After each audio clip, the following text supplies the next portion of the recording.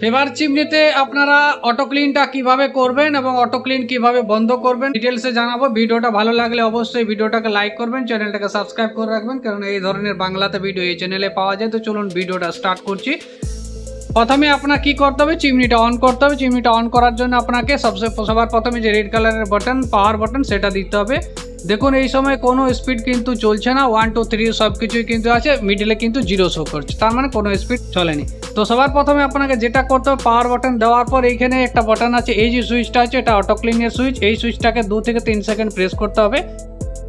যেই প্রেস করবেন এখানে দেখুন 9 শো করবে, এর মানে এটাতে 9 মিনিটের টাইমিং আছে অটো ক্লিন হওয়ার।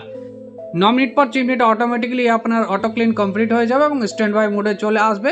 আপনাকে যদি অটো ক্লিনটা বন্ধ করতে হয়, কীভাবে অটো ক্লিন বন্ধ করবেন, তাহলে আপনাকে এই পাওয়ার বাটনটা প্রেস করবেন, অটো ক্লিন আপনার বন্ধ হয়ে যাবে। Simple process. Auto clean start যেমনভাবে হয়, প্রথমে পাওয়ার বাটন দিতে হবে, তারপর অটো ক্লিন স্টার্ট হবে। বন্ধ করতে গেলে পাওয়ার বাটনটা প্রেস করে দেবেন, অটো ক্লিন বন্ধ হয়ে যাবে।